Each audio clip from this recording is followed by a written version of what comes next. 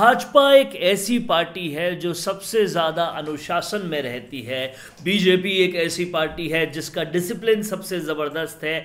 ये बात हमेशा बीजेपी के लिए कही जाती है, लेकिन किरोड़ी लाल मीणा के संबंध में ये बात अभी राजस्थान के सियासतदानों को पच नहीं रही, क्योंकि महीना भर से ज़्यादा हो गया है राजस्थान भाजपा समेत केंद्र भाजपा, बीजेपी के पूरे कोर कमेटी से लेकर बीजेपी के तमाम सारे आला लोग अभी तक किरोड़ी लाल मीणा के मामले में ना तो कोई डिसीजन दे पाए हैं, ना ही उन्हें मना पाए हैं। और इतना वक्त बीतने के बाद भी कुछ नहीं होना भाजपा के मैनेजमेंट पर एक सवालिया निशान उठा रहा है। और कहीं ना कहीं किरोड़ी लाल मीणा अब आगे क्या करेंगे, ये पूरा सवाल उठ रहा है। सवाल ये उठा था हाल ही में दौसा में भी, जहां पर किसी ने साफ साफ पूछा कि बाबा अब आप कांग्रेस में कब जा रहे हो, और उसका जवाब देते हुए किरोड़ी लाल मीणा ने ये साफ कर दिया है कि वो कांग्रेस में जा रहे हैं या नहीं। ये बात आपको पूरी विस्तार से हम इस वीडियो में बताने वाले हैं। उन्होंने क्या कहा, उसका क्या तात्पर्य होगा और आगे क्या कुछ हो सकता है, इन तमाम सारे मुद्दों पर बात करेंगे। आप इस वीडियो के आखिर तक बने रहिएगा और देखते रहिएगा संवाद, क्योंकि ये संवाद है भारत का, भारत के लिए। यहाँ जो हम विश्लेषण करते हैं वो जनता को, जनतंत्र को, उनकी खबरों को पूरी तरह से विश्लेषण करके, उनका ब्रेकडाउन करके उन्हें समझाते हैं, ताकि वो जिस तंत्र के मालिक हैं वो तंत्र किस तरह से चल रहा है उन्हें पता चले। देख रहे हैं आप लोग संवाद। आज बात कर रहे हैं कि क्या किरोड़ी लाल मीणा कांग्रेस में जा रहे हैं, क्या ये साफ हो गया है। दौसा की एक बैठक थी, उस रैली में किरोड़ी लाल मीणा ने बहुत कुछ बोला, लेकिन तभी मीडिया के सामने बाइट देते हुए किरोड़ी लाल मीणा के समक्ष एक सवाल आया कि क्या बाबा अब आप कांग्रेस में जा रहे हो। उसका जवाब देते हुए उन्होंने पूरी तरह से साफ किया है कि वो कांग्रेस में जा रहे हैं या नहीं। किरोड़ी लाल मीणा ने साफ साफ इस मौजू पर कहा कि चाहे कुछ भी हो जाए, चाहे कितना भी हो जाए, मैं अपनी विचारधारा कभी भी नहीं छोड़ूंगा, और साथ ही जो मैंने विचार बना लिया है मैं उसे ज़िंदगी भर तक नहीं छोड़ूंगा। इससे कहने से ये तो साफ हो गया है कि किरोड़ी लाल मीणा भाजपा को छोड़कर कहीं नहीं जा रहे, लेकिन इसके बावजूद किरोड़ी लाल मीणा मान भी नहीं रहे।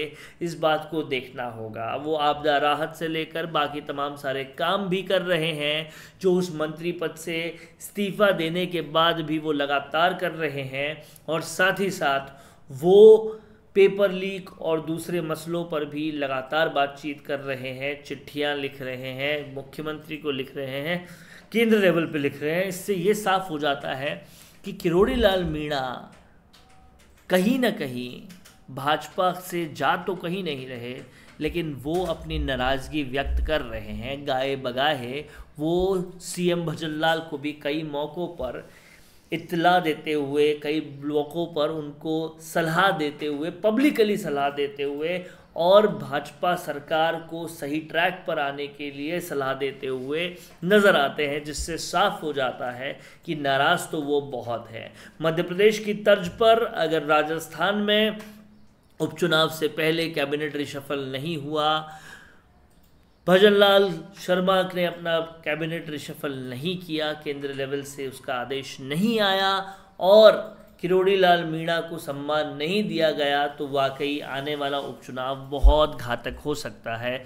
अब देखना ये होगा कि कितना जल्दी किरोड़ी लाल मीणा को ये सम्मान मिलता है, क्योंकि वो साफ कह चुके हैं कि विचारधारा तो वो बदलेंगे नहीं। इससे ये क्लियर है कि कांग्रेस में तो वो जाएंगे नहीं, बट कहीं ना कहीं बीजेपी में जो वो नाखुश हैं उसको लेकर अब बीजेपी को कुछ करने की ज़रूरत है, क्योंकि अब वक्त बचा नहीं है उपचुनाव में। और उपचुनाव में सियासत के बाहर के लोग भी, सियासत को सलाह देने वाले लोग भी, सियासत को समझने वाले लोग भी मोटा मोटी ये कह चुके हैं, मान चुके हैं कि बीजेपी एक भी सीट नहीं जीत रही है। 6 सीटों में से 4 तो कम से कम कांग्रेस, 3 तो कम से कम कांग्रेस को आ रही है, और खिवसर की सीट ऐसी है जो हनुमान बेनीवाल के पास जा सकती है, और 2 सीट लगभग बाप पार्टी के पास जा सकती है। तो ये आकलन लोग अभी से बनाने लग गए हैं, बीजेपी को कोई भी जगह नहीं दे रहे। आपका क्या कहना है इस पर? आप क्या सोचते हैं कि बीजेपी उपचुनावों में कितना सीट लाएगी? और किरोड़ी लाल मीणा को ऐसे ही सम्मान नहीं देते रहे तो बीजेपी आगे और कितनी गर्त में जाएगी? क्योंकि ये वार्निंग, ये चेतावनी लोगों ने कई बार बीजेपी को दे दी कि अगर बाबा को सम्मान नहीं मिलेगा तो उनका लोकसभा चुनाव में अच्छा नहीं होगा। उस चेतावनी के बावजूद भी बाबा को सम्मान नहीं दिया, लोकसभा चुनाव में मुंह की खानी पड़ी। अब भी किरोड़ी लाल मीणा के समर्थक यही कह रहे हैं कि बाबा को सम्मान नहीं देने की वजह से ही बीजेपी की गर्त हो रही है, और लगातार अगर सम्मान नहीं दिया, उपचुनाव भी हार गए, तो फिर बीजेपी आगे क्या करेगी? ये वाकई बड़ा सवाल है। आपके पास अगर इस सवाल का जवाब हो तो ज़रूर से कमेंट कीजिए, और अगर ना भी हो तो देखते रहिए संवाद, क्योंकि हम इस सवाल का जवाब जल्द ही लेकर आएंगे।